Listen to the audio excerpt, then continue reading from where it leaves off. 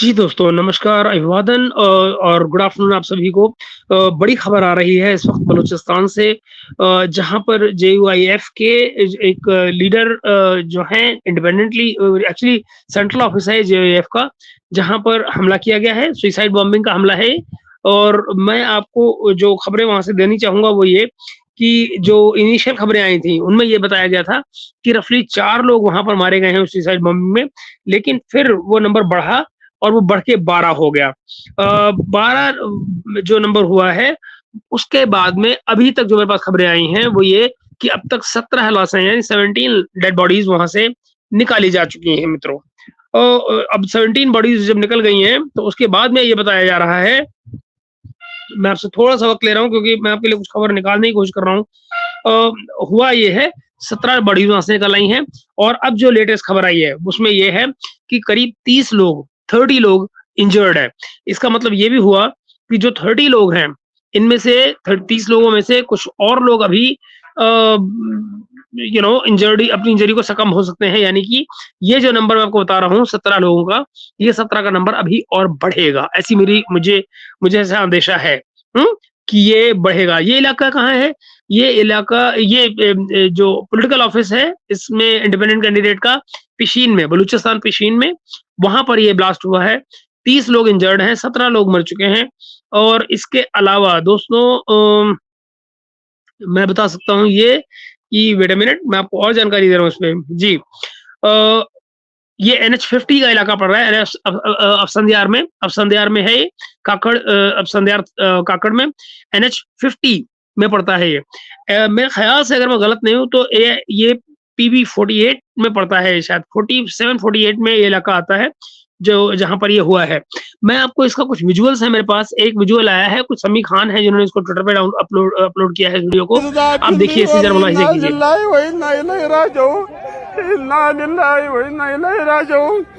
Das Bandiar kakan per daftar bak. Pakan zeki dama kasıgı. Dar sarı da apil.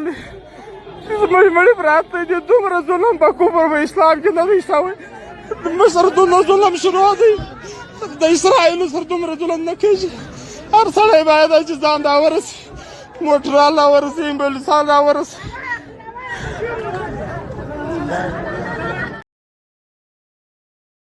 बहुत sad visuals आ रहे हैं दोस्तों यहाँ से और बहुत बुरा हाल है। मतलब लाशें ही लाशें मुझे नज़र आ रही हैं यहाँ पर। और मैं आपको ये बता सकता हूँ कि इसके अलावा जो अभी 8 तारीख यानी कल इलेक्शन है, तो आप ये मानकर चलिए कि ये अभी खतरे कल बने हुए हैं। इंटेलिजेंस की जो रिपोर्ट्स हैं, वो लगातार ये बताती रही हैं कि ऑन इलेक्शन डे यानी कि कल वायलेंस और बढ़ेगा।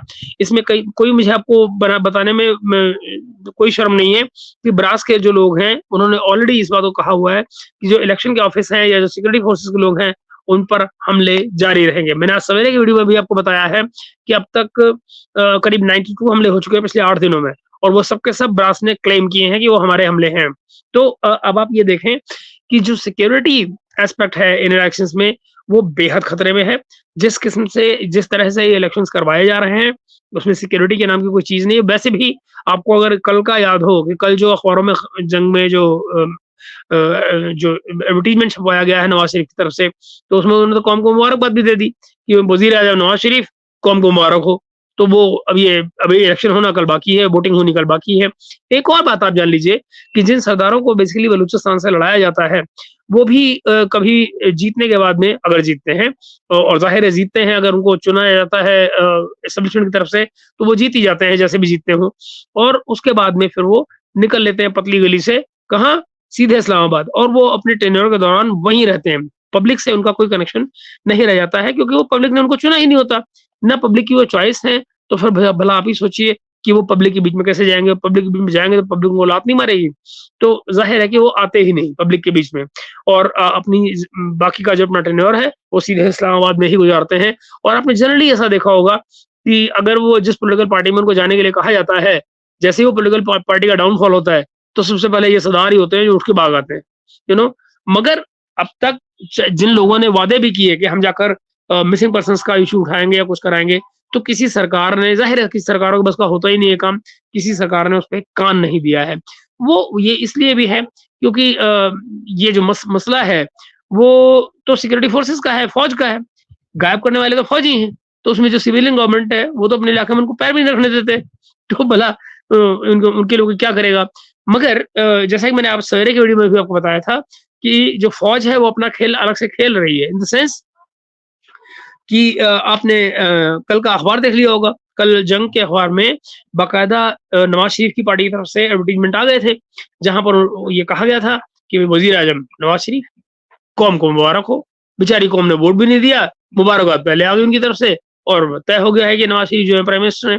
तो आप ये देखिए कि डेमोक्रेसी पाकिस्तान में मजाक से ज्यादा कुछ नहीं है। वो सिंपली मजाक करते हैं डेमोक्रेसी के नाम पर, और इस मजाक को कोई जारी रखे या ना रखे क्या फर्क पड़ता है, मगर फिलहाल जारी है।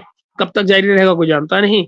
और वैसे भी इस डेमोक्रेसी के जमहूरियत के पर्दे के पीछे जो लोग इस गवर्नमेंट को यहाँ चलाते हैं पाकिस्तान में, वो तो सबको ही मालूम है कि कौन लोग चलाते हैं। लेकिन ये मानना पड़ेगा कि ब्रास के जो हमले हैं वो बढ़ रहे हैं। मैं समझता हूँ कि ये ब्रास ने ही किया है, क्योंकि वो कहकर कर रहे हैं कि भाई हम इलेक्शन के टाइम पर ये हमले करेंगे, तो चाहे बीएलए ने किया हो या किसी और ने, वो है उन्हीं ग्रुप का हाथ। क्योंकि ये वो अपना हक मानते हैं कि हमारे इलाके में हो रहा है कुछ ऐसा जो हम नहीं चाहते हैं। तो दैट इज इट। अच्छा दोस्तों, इससे पहले की बात मैं ये इस ब्लॉग में क्योंकि बहुत कुछ बताने के लिए है नहीं, मैं सिर्फ आपको ये कह सकता हूँ कि शाम तक आप ये देखिएगा कि ये जो नंबर है 17 वाला, ये बढ़ेगा। डेड का नंबर जो है, डेड बॉडीज का, वो अभी बढ़ेगा। वहां पर जो ब्लास्ट किया गया है, सेंट्रल ऑफिस था, काफी सारे लोग थे वहां पर। तो इसका मतलब यही है कि आप समझिए जो लोग इंजर्ड हुए हैं वो कहीं न कहीं फैटेलिटीज़ को या कि मानिए कि अपनी इंजरीज़ को सकम्ब होंगे। कुछ पिक्चर्स भी हैं मेरे पास आपको दिखाने के लिए, तो वो भी देख लीजिए, ये है वो। आप देख रहे हैं, ये वो सीन है जो ब्लास्ट के बाद का है। जैसा कि मैंने बताया आपको, ये जो ब्लास्ट करने वाला आदमी था, ये मोटरसाइकिल पर सवार था और उसने सीधे मोटरसाइकिल पर बैठे-बैठे ही ब्लास्ट मारा है। तो और फिर ये तीसरा एक और फ़ोटो है। ये देखिए, अब जरा जरा पावर देखिए इस ब्लास्ट की, कि कार के परखच्चे उड़ा दिए उसने पीछे से।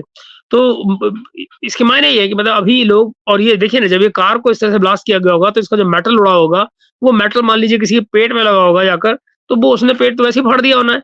तो आप खुद ही सोचिए कि दरअसल इस ब्लास्ट की जो इंटेंसिटी थी वो क्या थी। तो मित्रों, अभी मुझे सिर्फ आपको ये अपडेट देना था, वो ये अपडेट कि अफसंडियार में ये बम ब्लास्ट हुआ है, सुसाइड बॉम्बिंग हुई है और मोटरसाइकिल सवार ने बॉम्बिंग की है।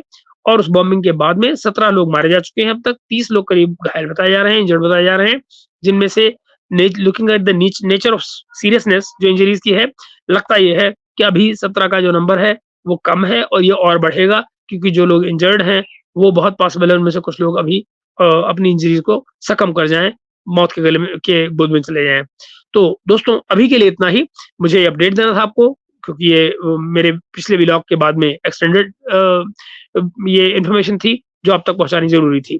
मिलते हैं एक बार शाम की तरफ, ये इस पर निगाह डालने के लिए कि आज सारे दिन में और क्या क्या होता है, और फिर देखते हैं अगर बलूचिस्तान से रिलेटेड कोई खबर और भी हुई तो हम वो भी आपके साथ शेयर करेंगे। फिलहाल अभी के लिए बाय बाय फॉर नाउ।